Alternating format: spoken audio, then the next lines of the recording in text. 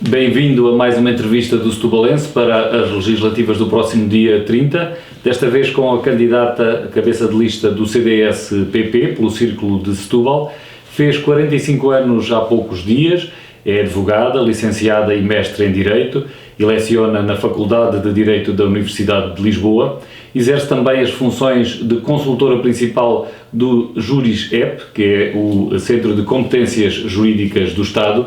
Em termos familiares é casada, tem 4 filhos e politicamente tem sido a porta-voz do CDS há cerca de 2 anos. Cecília Ana Coreta Correia, muito obrigado pela sua disponibilidade. Eu começava por perguntar-lhe porquê a Cecília como cabeça de lista por Setúbal? Tem alguma proximidade à região?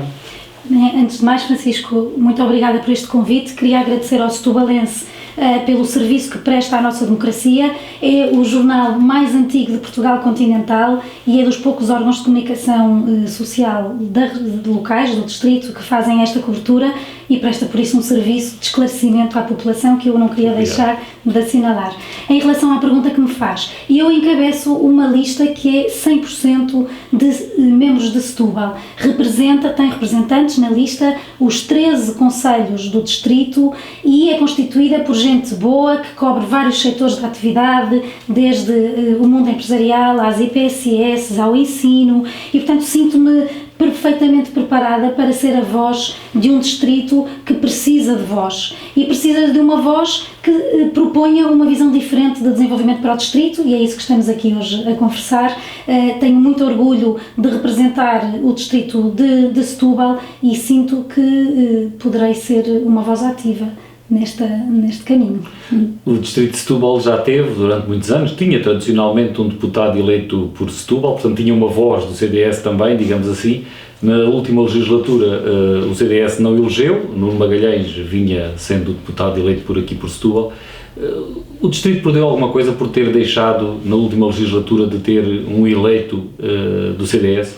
Eu creio que o distrito de Setúbal tem estado muito pouco representado ao nível do Parlamento e do Governo Central, porque de facto a especificidade do distrito de Setúbal acaba por ser diluída quando Setúbal está inserido na área metropolitana de Lisboa, que é uma das áreas mais desenvolvidas do país, é certo, mas a realidade de Setúbal não é essa. Setúbal tem problemas gravíssimos em domínios essenciais da vida das populações, como seja dos transportes, da saúde, da criminalidade, e não tem tido de facto um olhar atento à sua especificidade. E eu gostava muito de poder ser um alerta e ser uma voz de um olhar que faça zoom para Setúbal.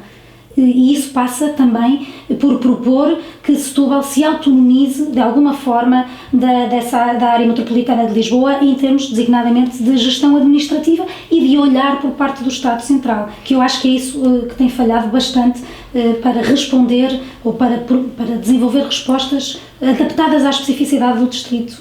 Podemos aprofundar já essa primeira ideia da organização administrativa. Sim. O CDS também votou a favor da resolução que foi aprovada na Assembleia da República para a criação de uma NUTS 3 específica para Setúbal. O que é que o CDS defende além disso? Eu não sei se as pessoas percebem bem o que é que estamos aqui a discutir. O país está dividido em regiões administrativas para efeitos de acesso a fundos comunitários, que é muito importante, não é? Então temos as NUTS 1, que é o país continental como um todo e as ilhas, temos depois NUTS 2, que correspondem mais ou menos às áreas da CCDR, não é? E nós aqui, este distrito, está dividido em 2, porque temos grande parte dos concelhos afetos à área metropolitana de Lisboa e depois temos 4 afetos à região do Alentejo. Ora, isso só de si impede que os problemas do distrito sejam resolvidos a partir de uma visão que cubra todo o território. E então o que é que se deve fazer para a Península de Setúbal nessa matéria? O CDS tem uma proposta em relação a isto que não é nova, que nós já ouvimos também noutros domínios, mas que não tem sido de facto aprofundada, que é criar, desafetar da NUTS de Lisboa e Val do Tejo e afetar o distrito de Setúbal à NUTS do Alentejo. Desafetar da área metropolitana de Lisboa e afetá-la à do Alentejo. Porquê? Porque, de facto, os índices de desenvolvimento da NUTS de Lisboa e Val do Tejo não traduzem o nível de desenvolvimento do distrito. E isso faz com que as empresas que aqui se queiram fixar não tenham acesso a fundos pelo facto de estarmos pendurados, se me permite dizer assim, nessa área metropolitana de Lisboa, que é das mais desenvolvidas do país. Ora, se nós transitássemos para a do Alentejo, estaríamos a permitir que as empresas que aqui quisessem desenvolver projetos pudessem ter candidaturas apoiadas pelos fundos comunitários, e isso é fundamental para o desenvolvimento do distrito, segundo a nossa perspectiva. As propostas que estão sobre a mesa são, de resposta, são paliativos, porque permitem que, designadamente, criar uma NUTS 3 dentro da área metropolitana de Lisboa, porque isso permitirá ter informação estatística específica sobre o distrito, que não existe. Pasme-se. Nós queremos saber que tirar uma fotografia à realidade do distrito e não temos dados que olhem apenas para o distrito. Daí a dificuldade em perceber que Setúbal já será uma das regiões mais pobres do país. Daí a dificuldade Pensa-se que é a quarta mais pobre. De desenvolver políticas específicas para este distrito, que não tem nada a ver com os distritos ricos da área metropolitana de Lisboa. E o posicionamento da Península de Setúbal, do distrito, até, como falou, nesse mapa que falou agora, mais próximo do Alentejo, ou na região do Alentejo, seria apenas para efeitos das NUTS, ou admite também para a regionalização que essa poderia ser a opção para a nossa região?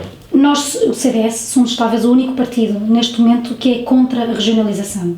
Nós não achamos que o desenvolvimento do país precise de mais uma estrutura de cargos políticos e de burocracia, porque somos um partido municipalista. Isto é, entendemos que o reforço do papel dos municípios deve existir, tem existido, mas não pode existir só ao nível da transferência de competências do Estado. Tem de existir também ao nível do reforço dos meios. E isso há um grande caminho a fazer no reforço das respostas locais que os municípios podem dar. Então, nessa matéria específica, como é que seria viável, como é que será viável um entendimento entre o CDS e o PSD, que o presidente do PSD já está a defender a regionalização? Se porventura o governo for de direita e integrar o CDS, como é que haverá essa conciliação? Mal era que para haver entendimentos governativos fosse necessário haver unanimidade em todos os dossiês, não é isso que acontece no espaço político, e o CDS tem de facto a sua identidade política própria, que dela não abdica. Há outras questões que nos dividem, como ontem ouvimos no debate na televisão, há uns dias ouvimos na televisão, e a regionalização é uma delas, porque entendemos que a regionalização vai trazer mais um nível intermédio decisório que aumenta a burocracia, aumenta a complexidade, e nós somos um país demasiado pequeno, precisamos de descomplicar e não de complicar ainda mais a malha administrativa das entidades públicas decisórias, porque quando toda a gente tem competências para decidir, ninguém decide. Sobre outras questões de proximidade regional, qual é o pensamento do CDS, por exemplo, relativamente ao aeroporto? Se for eleito, qual vai ser a sua posição?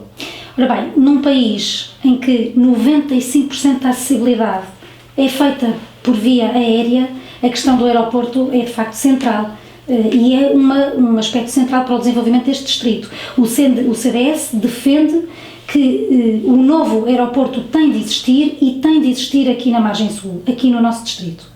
Agora, também reconhecemos que esta travagem a fundo que a pandemia trouxe à economia e ao turismo alterou bastante as variáveis da discussão que nós trazíamos. E, portanto, nós precisamos de olhar para a realidade, precisamos de facto de dados concretos, estatísticos sobre o distrito e sobre o nosso país, para tomar a opção sobre se deve ser um aeroporto que substitua a Portela ou um aeroporto que complementa a Portela. E depois a escolha da sua localização, não é?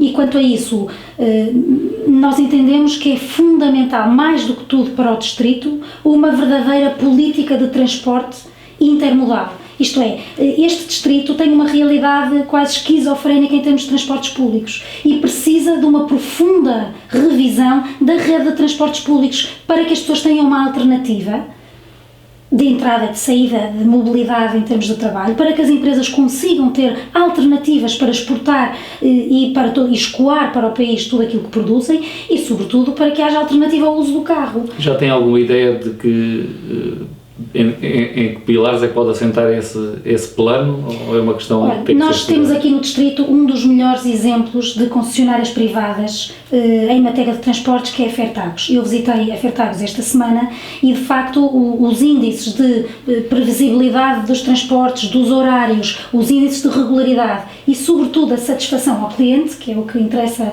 a quem aqui reside, são elevadíssimos. E, por isso, nós entendemos que o Estado não tem vocação para gerir empresas de transportes. Não tem que ser o Estado a fazê-lo. O Estado deve definir uma política e deve definir obrigações de interesse público, mas devia confiar no setor privado, sobretudo quando tem exemplos que funcionam tão bem como é o caso da Fertagos. E por isso o CDS é a favor da concessão a entidades privárias da rede de transportes públicos do Distrito, porque gostaria de ver o exemplo da Fertagos replicado também, não só na ferrovia, mas também na rodovia. A rede rodoviária tem gravíssimas deficiências, não há articulação de horários entre as várias modalidades, entre barcos, comboios e a rede de autocarros. Mas quando fala em concessões só faltam os barcos e os comboios da CP, porque no plano rodoviário já existem. Sim, o modelo da concessão, não é? É verdade, existe um modelo de concessão, mas que é deficiente pelo facto de não estar integrado por uma visão estratégica que só o Estado pode ter. Repare, têm sido essencialmente as autarquias a tomar as decisões, enfim, de gestão quanto às carreiras e às frequências, fazem propostas que agora foram aprovadas no último concurso. É verdade, mas repare, o Estado tem, mais uma vez, o Distrito não é cuidado por parte da Administração Central, por parte do Governo, como merecia, porque só o Governo é que tem competências para tomar decisões que afetem toda a área geográfica do Distrito. E o Estado tem falhado em relação ao Distrito de Setúbal. É preciso denunciar isto. Não há uma política de transportes que olhe para todos os municípios como um todo e que permita que as pessoas se desloquem num município que tem 13 concelhos. Nem sequer há um passe que funcione nos 13 concelhos do Distrito. A área metropolitana termina no final da Península de Setúbal, não chega ao Alentejo. Exatamente. Quanto a ideias para esta campanha, a Cecília tem referido a saúde, as empresas, a segurança e o bem-estar das famílias como temas principais. Que propostas é que apresenta concretamente nestas áreas? Olha, na área da saúde é uma área fundamental, onde os níveis aqui de acesso à saúde no Distrito de Setúbal são francamente deficitários. Toda a gente conhece a telenovela que tem sido nos hospitais aqui do nosso distrito, do fecho das urgências, da abertura das urgências. De facto, o Estado não tem sido capaz de fixar recursos humanos no distrito e isto também pode ter que ver com outras deficiências, como seja o da política de transportes e o da política da habitação. A habitação é outro das preocupações centrais para o CDS, porque os preços, os custos da habitação duplicaram no distrito nos últimos 6 anos. E, portanto, não é possível fixar mão de obra no nosso distrito, um distrito sujeito a uma pressão demográfica muito grande, até por força de um aumento da imigração, que também neste distrito nos últimos 2 anos aumentou quase 50%, não é possível ser autista a esta realidade e não ter uma política de habitação para além de transportes que já referimos. Mas, recentrando no problema da saúde... Na saúde, o CDS defende uma via verde de acesso ao privado ou aos cuidadores da área social para aquelas pessoas que já estão para além de um prazo razoável à espera. Como é que isso poderia funcionar e o que é um prazo razoável? Para explicar às pessoas, isto é uma das questões que distingue a direita da esquerda. E o CDS neste domínio é a única voz da direita, de uma visão de direita no que diz respeito à alteração do estado de acesso à saúde. E isto significa o quê? Que nós entendemos que, face à falta de resposta das valências públicas, o que é preciso é tirar partido das valências que já existem no domínio social e privado. As IPSS e as misericórdias que existem e que têm que têm valências de saúde devem poder receber e tratar todas as pessoas que o Sistema Nacional de Saúde não consiga tratar a tempo e horas. Isto já acontece, algumas experiências muito positivas aqui, por exemplo, a articulação com a Santa Casa de Misericórdia de Setúbal, que dá consultas, as pessoas podem ir ao centro de saúde e se não tiverem um médico são canalizadas para a Misericórdia de Setúbal e nós, CDS, entendemos que se isto se devia mais uma vez replicar em todo o distrito e em todo o país. Isso é que é a Via Verde Saúde. Quando eu estou à espera de uma cirurgia, de uma consulta ou de um exame complementar meses a fio, e o Estado sabe que não tem capacidade para responder, por que não tirar partido das valências do setor social e privado? Parece-me elementar e gostaria de, no Parlamento, o CDS, voltar a insistir com esta bandeira para que possamos dar aos portugueses um bem essencial como é a saúde. Outra bandeira do CDS é um choque fiscal. Concretamente, como é que se pode aplicar um choque fiscal? Estamos a falar de que impostos e até onde é que podem ir as reduções dos impostos? Ora bem, Francisco, nós, depois de 6 anos de governação socialista, temos mais impostos do que tínhamos no tempo da Troika. Ninguém compreende esta realidade. Nós tivemos uma conjuntura internacional e económica muito favorável e os impostos não baixaram, os impostos subiram. E temos uma aparente ilusão de que ganhamos mais. Eu vi aqui cartazes espalhados pelo distrito de Setúbal a dizer que as famílias aumentaram 25% do seu rendimento disponível. Ora bem, quando nós vamos ao supermercado fazer compras ou quando vamos abastecer o carro, nós não nos sentimos 20% mais ricos do que estávamos há 6 anos atrás. Portanto, isto é uma falácia. E é uma falácia precisamente por causa dos impostos. Os impostos, as taxas e as taxinhas que este governo socialista, qual malabarista, foi mestre em criar, portanto, dizendo às pessoas que ganhavam mais, mas com a outra mão, tirando-lhes pela via dos impostos mais daquilo, do que aquilo que lhes dava pela via do rendimento disponível. Mas em termos concretos, que impostos é que está a ver que possam ser reduzidos e em que graus, em que montantes? Para o CDS é fundamental criar riqueza. Sem criarmos riqueza, nós não podemos exigir salários mais altos e impostos mais baixos. E por isso entendemos que ao nível dos impostos o choque fiscal deve ser feito à partida no IRC das empresas. Nós devemos isentar de IRC, do Imposto de Rendimento sobre Pessoas Coletivas, as empresas, por exemplo, que reinvistam todo o seu lucro. É uma das propostas do CDS. E devíamos baixar a derrama, o CDS propõe baixar a derrama e baixar a percentagem do IRC em geral para as empresas. Pela visão, e se quiser política, de que a prioridade nacional está em apoiar aqueles que criam riqueza. Só assim é que conseguimos sustentadamente poder aspirar a salários mais altos e poder aspirar a melhores serviços públicos. O que é que consideraria um resultado mau aqui no distrito de Setúbal? Para mim, eu prefiro pensar pela positiva. O que é um bom resultado? Um bom resultado para o CDS é aumentar o número de votos que teve nas últimas legislativas. Nas últimas legislativas, o CDS, enfim, não teve o resultado esperado, mas nós passámos aqui por uma conjuntura difícil, de facto, de reconfiguração do nosso espaço político e até do nosso partido, e nós tivemos nas últimas autárquicas um resultado idêntico ao das últimas legislativas. Portanto, eu gostaria de aumentar e sentir-me a vencedora se conseguisse que no distrito de Setúbal o CDS tivesse mais votos do que teve nas últimas eleições legislativas. Resultado excelente, e é esse pelo qual me estou a bater, é ser eleita como deputada pelo distrito de Setúbal, porque Setúbal merece ter uma visão alternativa, uma voz alternativa no Parlamento. E a voz da direita certa é a voz do CDS. Diz que o CDS passou por uma conjuntura difícil. Foi uma conjuntura, já está ultrapassada essa fase? Estas eleições vão ser uma prova de fogo para o CDS, disso não há... Até quem diga que uma prova de vida, mais do que de fogo. É verdade, mas sabe que nós no CDS estamos habituados a morrer nas sondagens e nas campanhas e a ressuscitar sempre nas urnas. E eu estou profundamente convencida que, segundo as informações que tenho, que estou muito perto de ser eleita deputada e espero que o CDS seja, no distrito de Setúbal, mas em todo o país, a grande surpresa da noite eleitoral. Estou convencida que é isso que vai acontecer. Muito obrigado mais uma vez pela sua disponibilidade. Obrigada, Francisco. E assim que nos esteve a acompanhar, que viu esta entrevista, também agradecemos e voltamos em breve com outros candidatos.